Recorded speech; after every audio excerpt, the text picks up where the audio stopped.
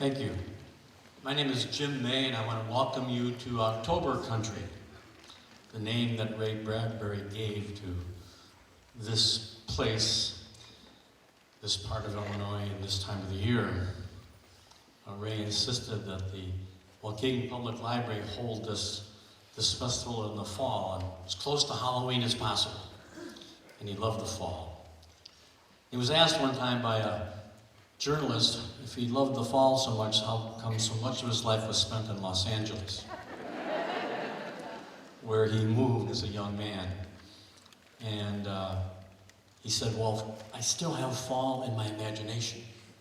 And in my imagination, it's even better than being back home in Greentown, back home in Waukegan. And then parenthetically, the journalist asked him, is there ever autumn in Los Angeles? He said, nah. You know what they say, autumn in Los Angeles is when one leaf falls down in Laurel Canyon.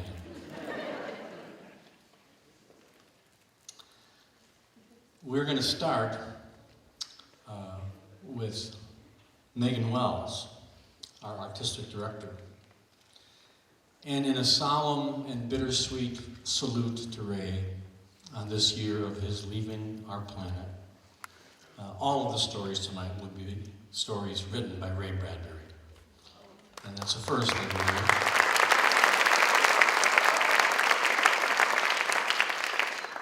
Megan is not only an incredible storyteller, she's our artistic director, which means that she puts together the lineup.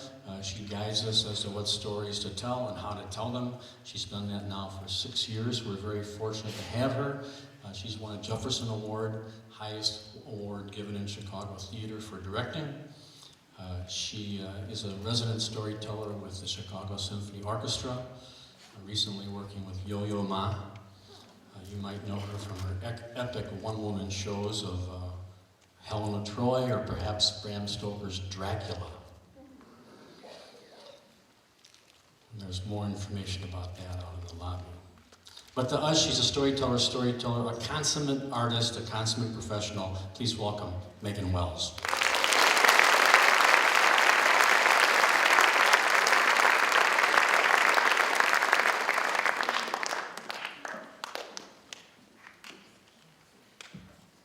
Good evening. We won't be doing Dracula tonight. You know, we storytellers, we're not supposed to carry the books because, you know, we're telling, we're not reading. But I love this book. And I just needed to have it, just to hold it, just to thank Ray for writing it. One of the first stories I ever told, Jim May had asked me to come tell at the Illinois Storytelling Festival and the Ghost Stories concert at night. I don't know if you remember, Jim. He said, we need something scary. Do you know a scary story? And I said, it's got the scariest chapter in the whole wide world. And then I learned that you could tell Bradbury, and that telling Bradbury was like honey on the tongue. And so we do this every year. And tonight we're so excited because it's going to be nothing but Bradbury for you. So it seemed appropriate to start with the very first chapter of Ray Bradbury's Dandelion Wine. Can I hand this then to you? Okay, good.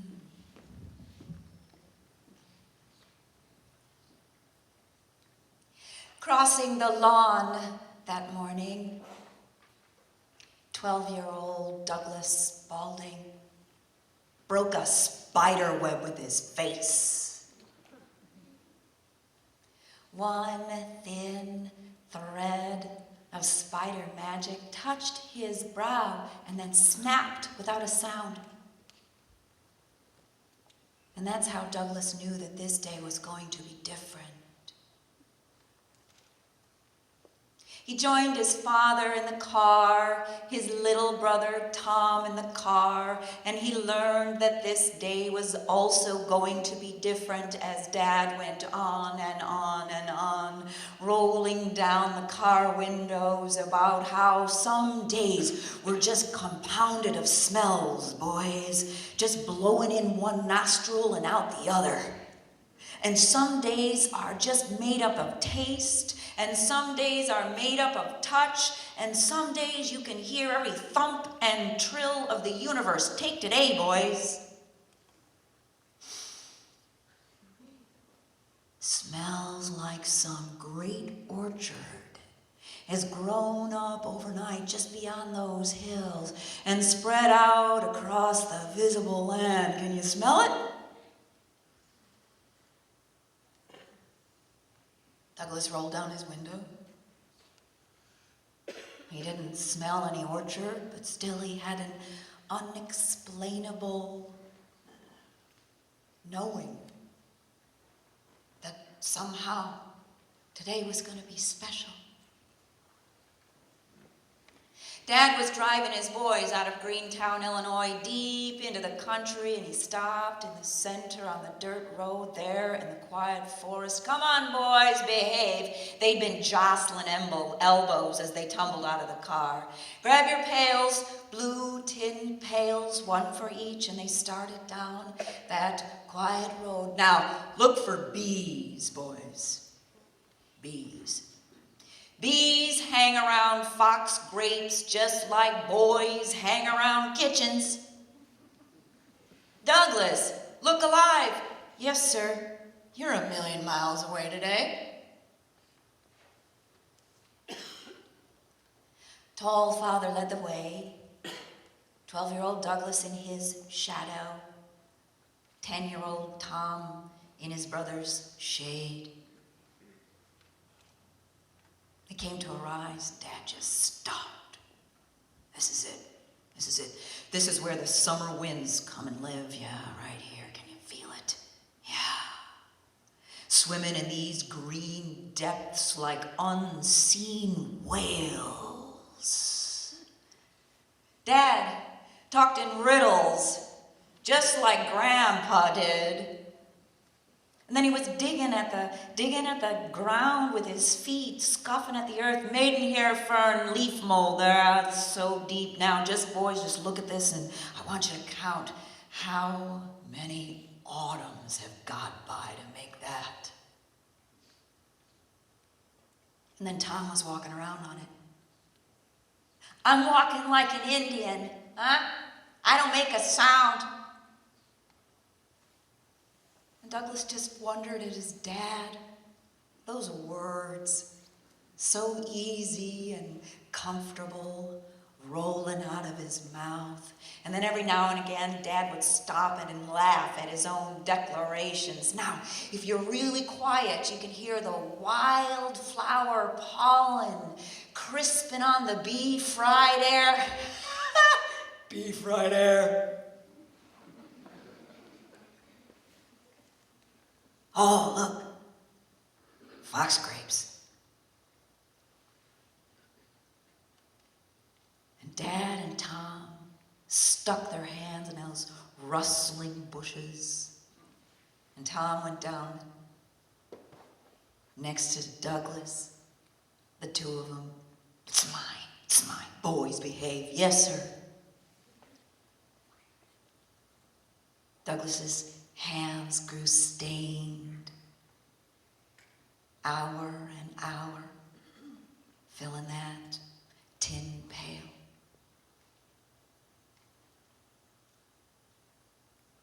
Lunchtime, boys. Dad led them over to a green moss-covered log. The bees followed them. Dad said, bees. You know what bees are, boys? No, Dad, what are bees?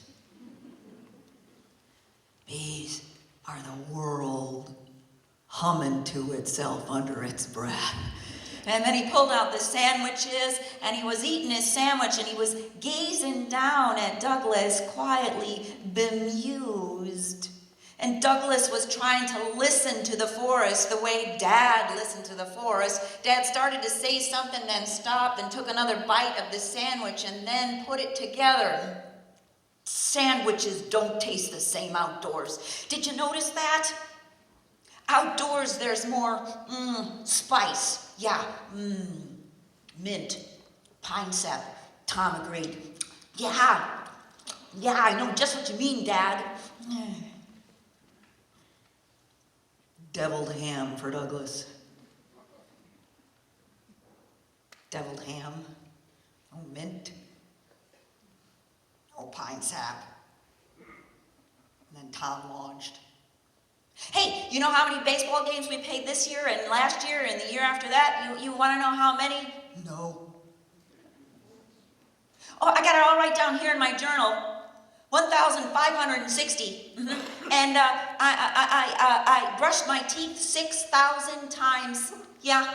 And I napped somewhere near, well, slept somewhere near 4,000 times because I really don't like to count the naps. I ate 600 apples. I ate 400 peaches. I ate 50 pears. I don't really like pears, Mom made me. How many berries did you pick today, Tom? Dad asked. 256 on the nose. And then they were up and back, pulling at the fox grapes, pulling at the wild strawberries, plopping again and again and again into the pails, and the hair began to rise on the back of Douglas's neck, and Tom started on again. Oh, I got a snowflake. I got a snowflake and a matchbox in the freezer. You got a what? A snowflake and a matchbox in the freezer. Oh, shut up, Douglas thought, but didn't say it out loud. Yeah, in February, remember that big snowstorm? I took the matchbox out, and I caught one big snowflake right in. I closed it up. I put it in the freezer. Yeah, I'm probably the only guy in Illinois who's got a snowflake in the freezer in the summer. Oh, Douglas, you can look at it tomorrow. You can. I'll pull it out, and you'll be the first one to see my snowflake. And Douglas didn't respond. No, this was the usual point, where Douglas would snort and jump on him, deny everything, but not this day. Douglas was just hunched over the hand in the fox grapes with his eyes closed, and Tom just stared and then had it. Target. He ran and he leaped and he landed perfectly on his older brother, pulling him down, wrestling him down, and the two boys were thrashing in all that dry glass and on all that leaf mold with all those unseen green whales snorting overhead. And Douglas thought, no, no, no. And then Douglas said, no, yes, whatever it is, whatever's special about today, it's coming now. It's coming crashing on me like a tidal wave. And then he took the knuckles in his mouth, and he didn't know whether it was his own or Douglas's knuckles. He could just taste the rust of the blood. And then they just stopped, and their hearts were beating so fast, and he opened his eyes.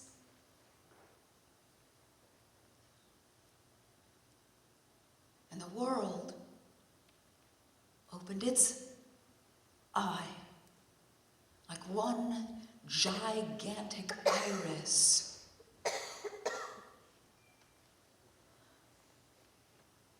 I'm alive, Douglas thought.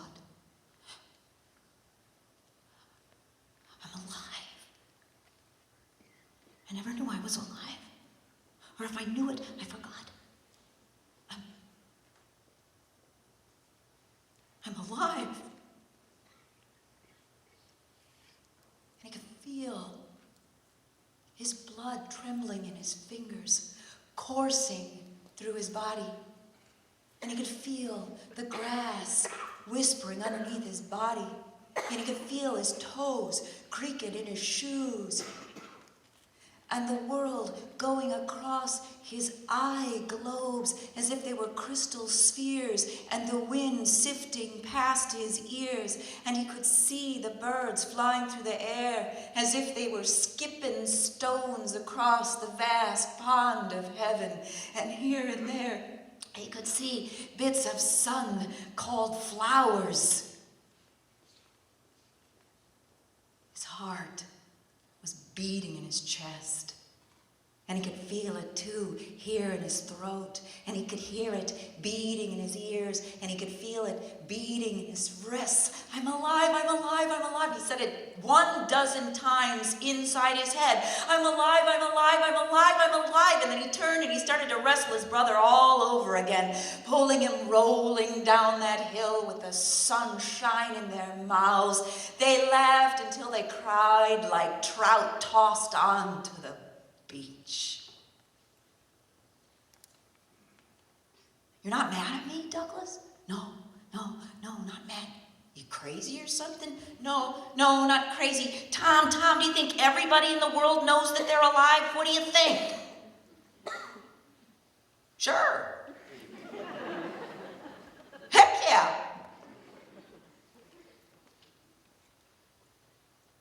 And then Dad was standing there over the two of them, with the leaves of the trees behind him so green. 3 pails in his hands full, looking at Douglas. And Douglas looked into the eyes of his dad and quickened. Dad knows. Dad knows. Dad planned it. Dad's in on it. Dad brought us here on purpose, just so this could happen. And then he stood up and he helped his brother up and he looked at Dad and he said, I'm taking the pails today. Dad, give me all 3 of the pails. I can carry it today. And Dad and Tom looked at Douglas kind of quizzical. I took those pails and felt the heavy sap of the forest collected in his down-slung hands as he swayed and led the way.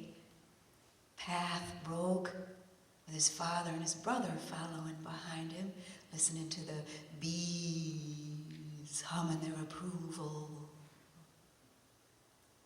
I gotta remember this. I can't forget that I'm alive.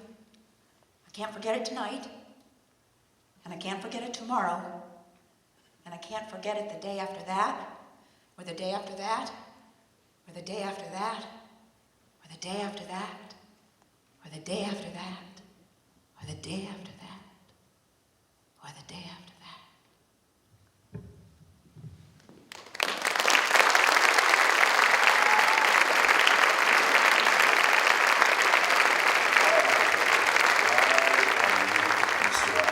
What about the fog? There's something about, you see, my 2 books, Dead Line Wine and Something Wicked This Way Comes, have all to do about life and about death. You celebrate both. Dead Line Wine is known all over our country. People read it on the first day of spring or summer. I get this sort of mail. And then people read Something Wicked This Way Comes the first day of October because I'm celebrating death. I'm telling people to run their hand over it and to pull back and say, okay, what should I do with this hand? How can I celebrate? So years ago, I was in Mexico. I went to Pátzcuaro and on the island of Inicio and spent the night out there in the graveyard all night long with all the women and their children sitting on the graves with the flowers and the men playing their guitars. And I came away impressed with October there and the Day of the Dead. And I came home and I remembered it all. And I painted a picture, which I have here, of the Halloween tree. I created the metaphor for October, and I'm celebrating death. The pumpkins on the tree represent the souls of dead people. You celebrate them. So I painted the picture, I wrote the screenplay, and I wrote the book, and it's now a film. So that's how it all started, with my ability to be fully aware of life and be fully aware of death, the 2 halves which you keep turning around. And then you celebrate both. You're not afraid of death, and you're not afraid of life. A lot of people are afraid of life, which is a shame. So I tell them to relax and become familiar with the fire inside and write about that. And at the center of all my books is this fire that I burned with, because I care about existence, and I care about the fact that the day I die, I don't really die.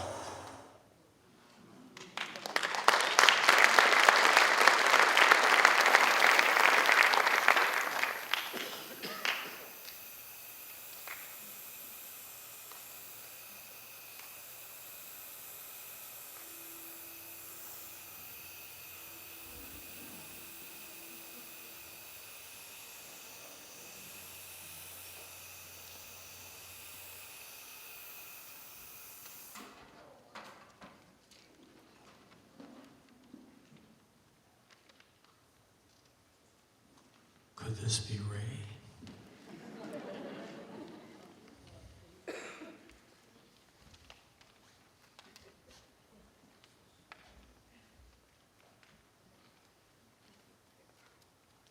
One thing I love about Megan's story is catching the snowflake in the summertime and putting it in a matchbox, putting it in a freezer. That's what Ray did, with metaphors. He would just catch them, free associate them. Metaphors as luminous and individual as those snowflakes. And he didn't put them in matchbox. He bound them in books for us to read and to keep forever.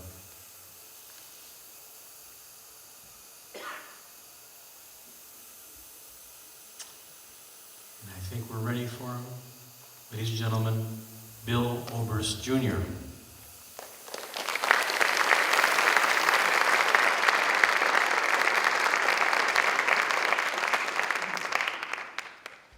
Pillar of Fire by Ray Bradbury.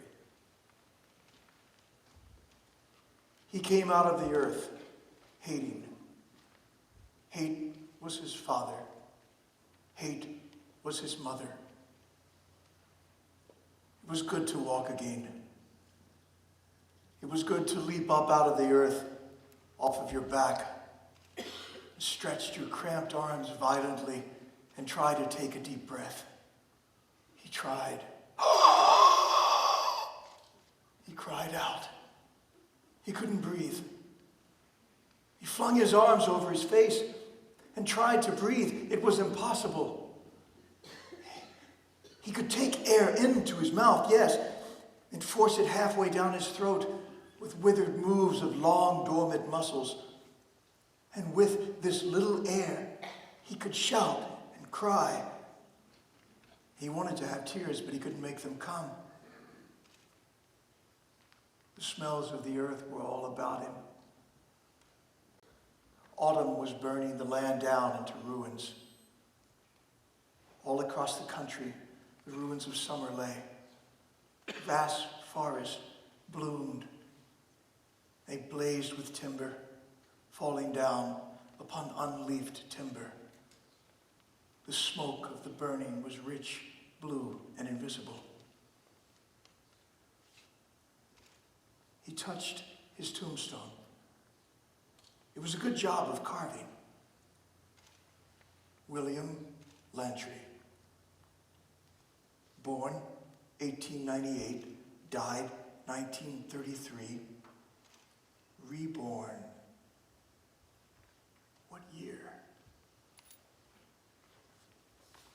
He gazed up at the sky and at the autumnal stars, moving in slow illumination across the windy blackness. He read the tiltings of centuries in those stars.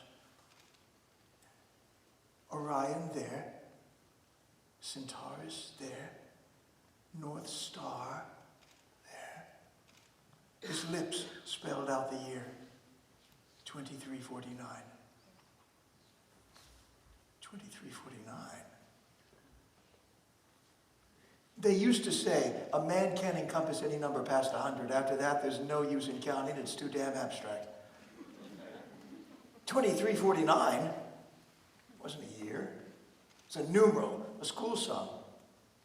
But it was a year.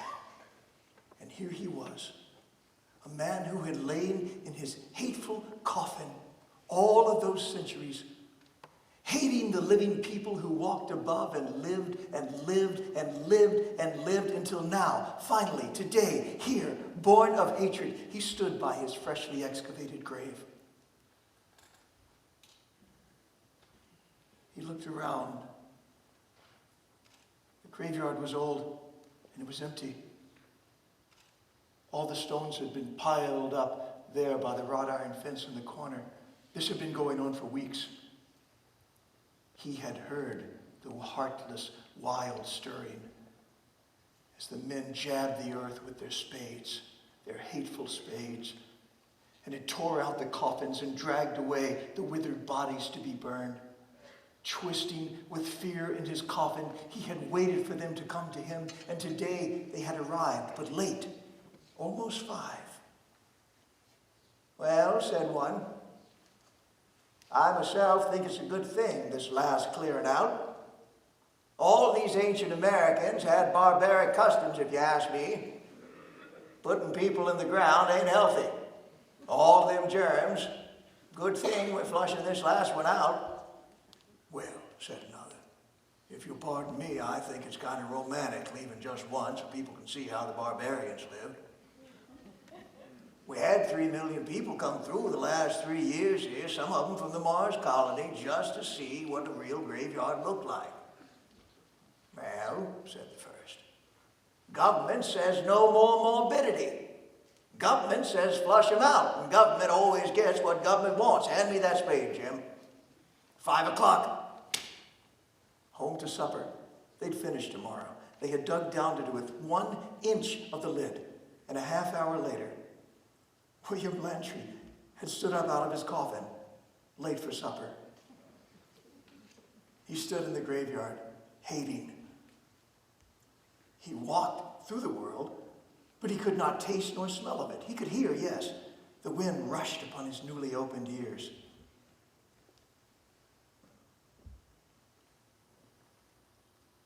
There were no more dead people. What the hell did these fools do with their dead people? He looked out over the town of New Salem. There in the center was a massive stone cylinder, pointing toward the stars. A functional finger, 300 feet high, 50 feet across, a wide entranceway, a driveway in front. It was always open, always warm.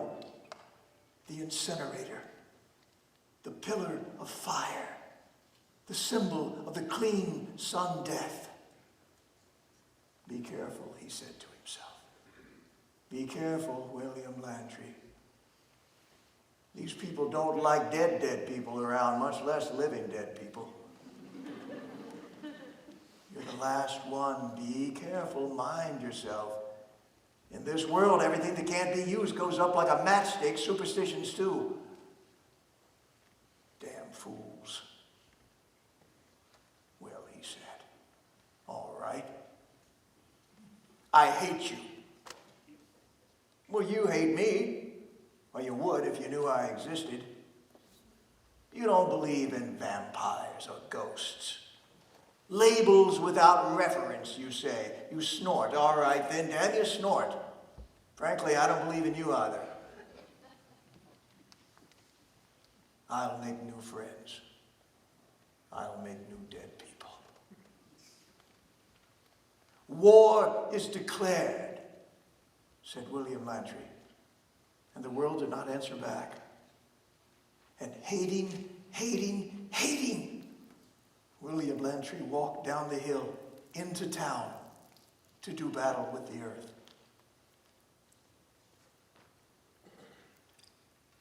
I have 20 minutes. It's a 42-page story. I'm not going to make it. Ladies and gentlemen, I'm not a professional storyteller. I'm just an actor. But I love this man, and I'll tell you why I asked to be here tonight. I always said all my life, if Ray Bradbury dies, I will crawl across water to get to the memorial service. I will be there. And then when it happened, I was working on a silly zombie movie in Los Angeles, and I couldn't get off set, even though I begged. And I missed it. So I wanted to come here. Some of you may have met him. I never did. And I'm almost grateful that I didn't, because what would I have said? I would have been starstruck. I couldn't move. I know the words wouldn't come to me.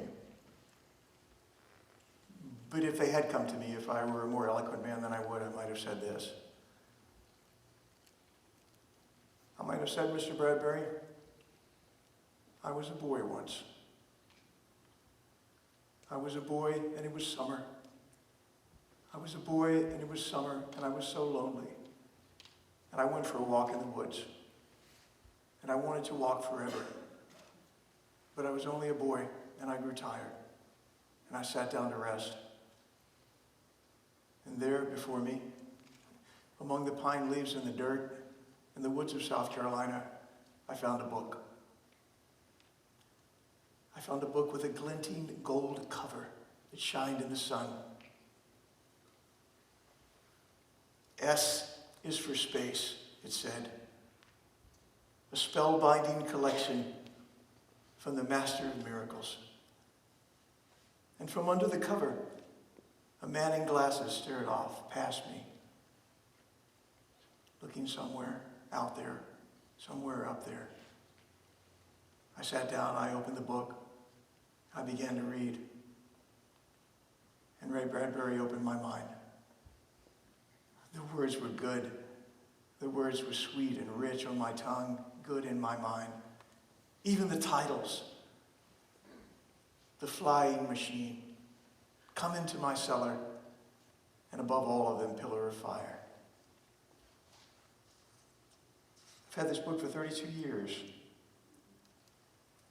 A boy in 8th grade made fun of this book. I broke his nose with it. There is a small trace of his blood on the back cover. And I am not sorry.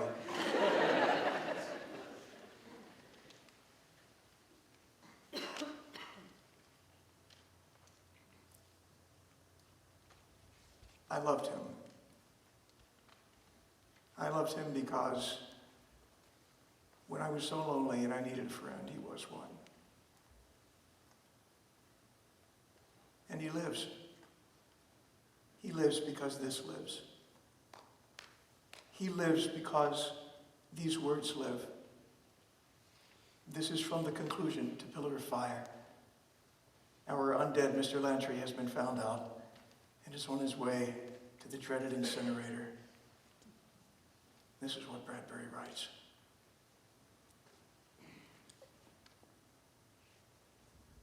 I am Poe, he thought. I am all that is left of Edgar Allan Poe. And I am all that is left of Ambrose Bierce, and all that is left of a man named Lovecraft. I am a gray night bat with sharp teeth. I am Osiris. I am Baal. I am Set. I am the Necronomicon, the Book of the Dead. I am the House of Usher falling into flame. I am the Red Death. I am a dancing skeleton, a shroud, a coffin, a lightning bolt reflected in an old house window. I am an autumn empty tree. I am a rapping, flinging shutter. I am a yellowed volume turned by a clawed hand. I am an organ played in the attic at midnight. I am a mask. I am a skull mask behind an oak tree on the last day of October. I am a poison apple bobbling in the water tub. A poison apple waiting for child noses to bump, child teeth to snap. I am a black candle. I am a sheep with eyes. I am a coffin lid. I am a footstep on a black stairwell. I am the phantom rickshaw. I am the cat and the canary. I am the pit and the pendulum. I am the MS found in a bottle. I am the gorilla. I am the bat. I am Hamlet's father upon the castle wall. All of these things am I. And now all these last things will be burned.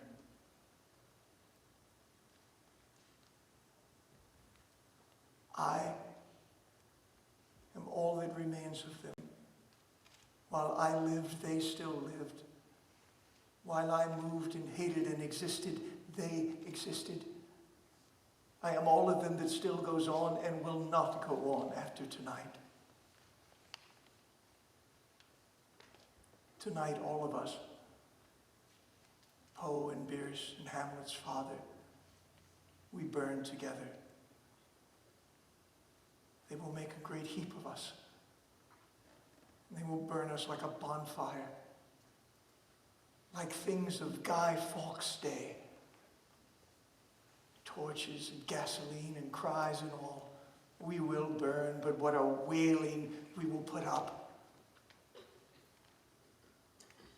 The world will be clean of us, but in our going we shall say, oh, what is your world clean of fear?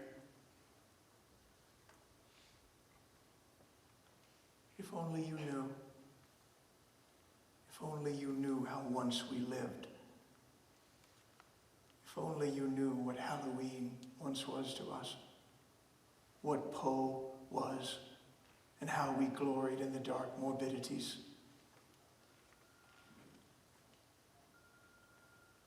Where is old October?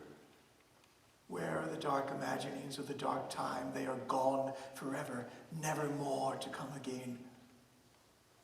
Flattened and smashed by the rocket people, by the incinerator people. Destroyed and obliterated. To be replaced by what? Doors that open and close. Switches that go on and off. Lights that come and go with no fear. All of us tonight, we burn together. One more drink, dear friends of Amontillado. One more drink before the burning. All of this exists in but one last brain on earth. A whole world is dying tonight.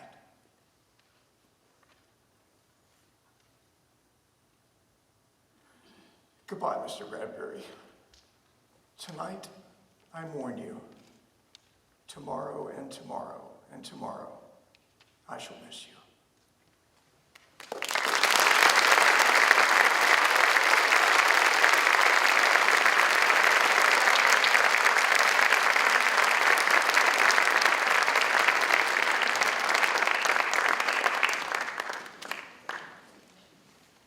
Bill Oberst is a modest man. He said that he was an actor. If you go to his website and you total the number of films that this year, 2012, in which he is involved, and if you include films that are being released this year, films that are in production this year, or films that are in pre-production this year, the number is 28 films. Some of you may know him for appearances on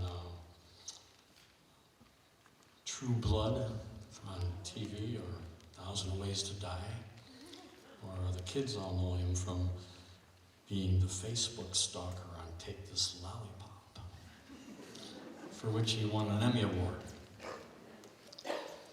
So as far as I know, he came here on his own nickel, and he heard about it because he loves Ray Bradbury. So thank you, Bill.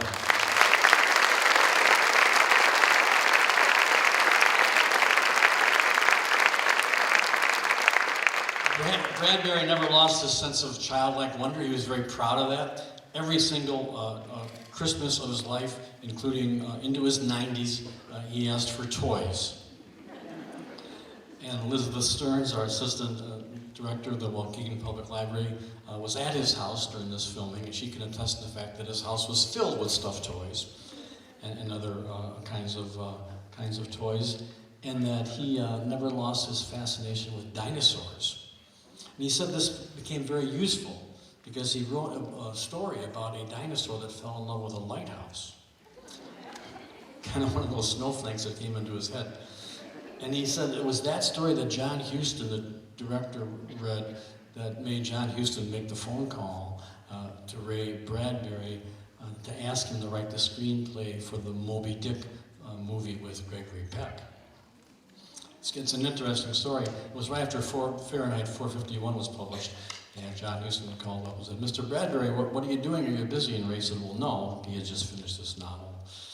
He said, "Well, I'd like you to write the screenplay for a film I'm making. Bringing to the screen the great American novel, Moby Dick." And Ray Bradbury, ever being the honest man who responds to the moment, said, "Gee, Mr. Huston, I've never been able to get through the goddamn thing."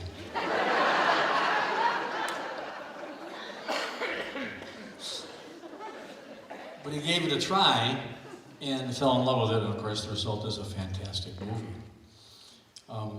He was not a deliberate writer, as far as I can tell from his biographies and from the interviews. He loved to free associate. He said he discovered in his early 20s he could get up in the morning and free associate words, and by noon he'd have a story. And in 2 weeks it would be polished. And he said he did that every day of his life. He was asked if he ever did psychedelic drugs, living all those years in LA in the 60s and 70s. And he said, "Well, no, I haven't." He said, "Actually, I was asked to. Aldous Huxley, no less than Aldous Huxley, the great author of Brave New World, called one time, and he and some other writers were going to use psychedelic drugs to help them write, and they were doing kind of experimenting. And he said it was very safe. They had checked it out, and they were going to have a nurse write with them, and would I like to come and join them?" And I told him that I would not. That he said, I get up in the morning, you see, and I have this trap door on top of my head. I open that trap door and I pull out a lizard, and I nail that lizard to the typewriter. The next morning, I open that trap door again and I pull out another lizard, and I nail that lizard to the typewriter. And I don't want to be taking your psychedelic drugs and having all those lizards let loose all at once.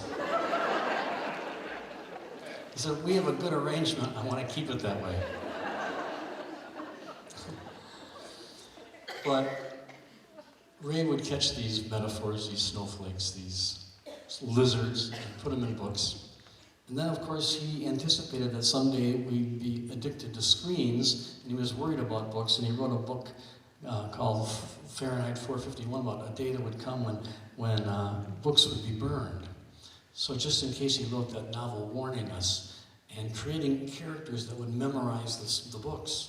And so that even if the books were burned, there would still be humans that would be telling these stories.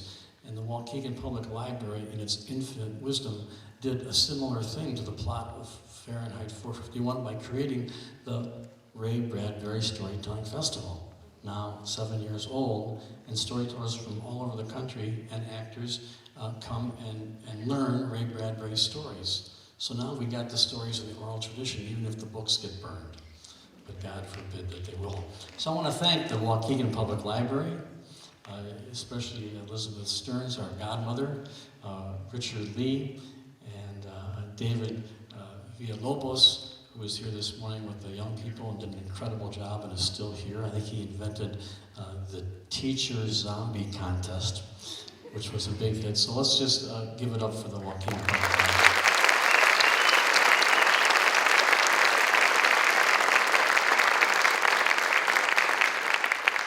I certainly want to thank our wonderful crew that is so invaluable. We appreciate so much back here. We have Justin, our stage manager, and Billy on the sound, and Guy, and Mark, and David. We couldn't do this without them.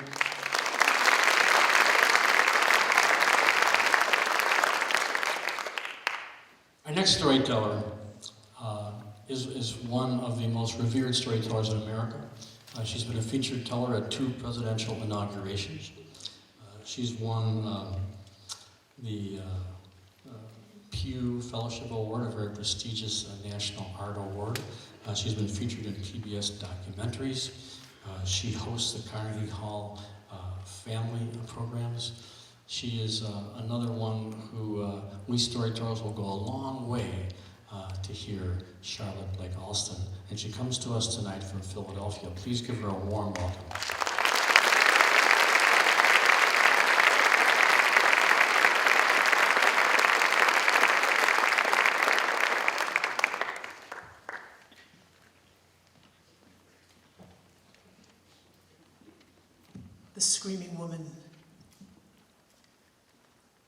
Margaret Leary was 10 years old, in the 5th grade. Only child, no brothers or sisters, and described her parents as nice, with one exception, at least in her mind. They just didn't listen to her. Now, Margaret had a vivid imagination that grew as she grew older, and she loved to talk, and as her imagination expanded, her parents' patience for listening diminished, tuning in to make sure that she wasn't saying something that meant she might get herself into trouble. Nothing much happened in their town, and Margaret would never, ever, nor would anyone else in the town expect that they might have an encounter with a murdered woman, or at least an almost murdered woman. It was noon on a hot, hot July day. And Margaret's mother said to her, "It's Saturday. Your dad is home for lunch. So let's have a special treat. I want you to go to the store and buy some ice cream, his favorite flavor." She ran out the back door of the house, and down the steps, and across an empty lot behind their house, all the way out the other side to the street, ran up the street to the ice cream store, and there was her father's favorite flavor. She bought it. The box was put into a bag. She came all the way back down the street and made her way back across the lot. She was about halfway when she heard it.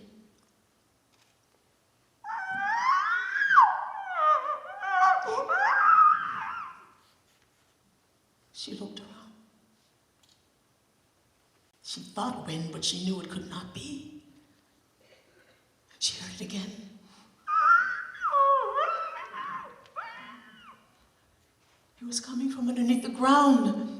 A woman's voice, a woman's screams. A woman was screaming from underneath the rubble, underneath the tons of dirt and the glass and the bricks. She turned and started to run towards her house. She ran and ran so fast she tripped and she fell down and got up and ran up the steps and opened the door. And there in the kitchen was her mama, completely calm and unaware that there was a screaming one woman under tons of dirt. "Mama," she said, "Mama." Now take that and put it into the icebox, please. "Mama, Mama," and wash your hands. "Mama, no, there's a screaming woman." Let's see, salt, pepper. "Mama, you have to come. There's a screaming woman. She's outside and she's screaming kind of wild and she needs somebody to dig her up or she's gonna die there." "I'm sure she can wait until after lunch." "But Mama, she needs our help. Take this meat into your father. Take this tray and take it into him for his lunch. I'll join you in just a minute." "But what did you do with what did you stand in the sun with this ice cream? It started to melt." "No, it was when I came across the lot and when I heard this scream," she said, scoot. "I'll hear the story later. Go in and take this meal to your father." She walked into the dining room and said, "Hi, Dad. There's a screaming woman in the lot outside." "I never knew a woman who didn't scream." "I'm serious. No, we have to dig her up like an archaeological dig, like we're digging up mummies or something like that." He said, I'm not in the mood to be archaeologist today. Now, if it was a nice, cool October day, that would be quite different." She said, "No, but you have to help me. I'll give you everything in my piggy bank." "Huh? So this is a business proposition." You're making me feel kind of bad here. All right, I get it. I know I don't play with you enough to the point where you're willing to actually pay me to go out and hear this little recital. You make me feel so bad. So I am going to do it. I am going to do it, but you've got to eat your lunch first. "Dad, no, I insist. You have to eat your lunch." Her mother came into the room and the three of them sat down at the table and began to eat. Margaret was just shoveling the food in. "Now slow down, Margaret, you're going to choke." "Okay." She ate a little bit more slowly and then started to eat a little bit faster again. Hey, you heard your mother. Slow down." "All right, but we have to help the woman." "Well, right now," said her father, "I am going to judiciously take my time eating my meat. and then my salad, and then my potatoes, and then I'm going to have some ice cream and perhaps a little iced coffee. That might take me about an hour or so. And if you say one more word about the screaming whatses, I'm not going to come outside at all. Okay, she said. Lunch was 1,000,000 years long. Her mother got up slow. She sat down slow. The forks and the knives moved slow. Her father's jaws opened and closed, slow. Even the flies flew around the room, slowly. All she could think in her mind was this woman was out there underneath all of the dirt and was losing air, and she was just going to suffocate while the world ate its lunch. Slowly. Dad, can we go now? I'm going to have another sip of coffee. You know, speaking of